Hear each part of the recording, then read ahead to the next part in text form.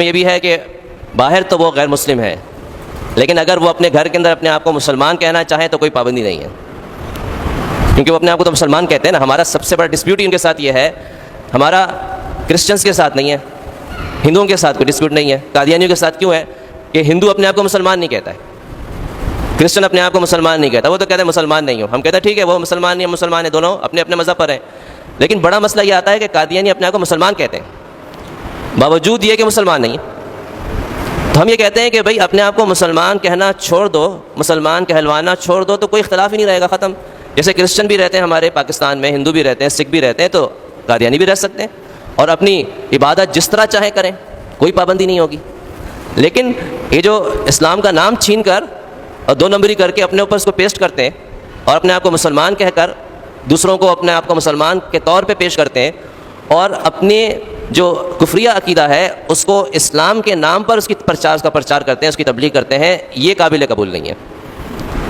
کیونکہ یہ اسلام کے ساتھ غداری ہے۔ اب ایک ہمارے ملک کا وزیر اعظم موجود ہے نا،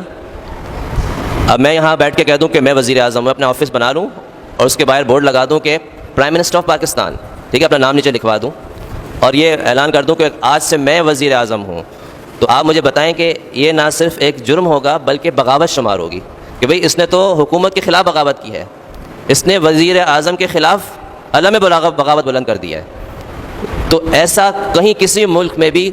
برداشت نہیں کیا جاتا کہ ایک سربراہ ہونے کے باوجود دوسرا آدمی اعلان کرتے میں سربراہ ہوں، تو ہر ایسے شخص کو باغی تصور کیا جاتا ہے کہ یہ حکومت کا باغی ہے، یا ایک حکومت ہے اس کی اپنی ایک باؤنڈری ہے، اس کے اندر اس کے قوانین چل رہے ہیں، اور ایک آدمی اس ملک کے اندر اپنا جو ہے الگ سے علاقہ مختص کر لے اور کہہ دے کہ اس علاقے میں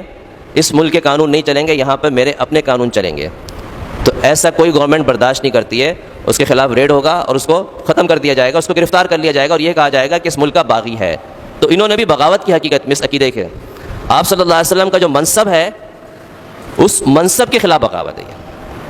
جیسے میں نے کہا نا کہ وزیر اعظم موجود ہے اور میں کہوں کہ میں پرائم منسٹر ہوں، تو میرا وزیر اعظم کے خلاف یہ بغاوت کا اقدام شمار ہوگا۔ تو ایسی اللہ کے رسول صلی اللہ علیہ وسلم موجود ہے، مرزا قادیانی کہتا ہے میں رسول ہوں،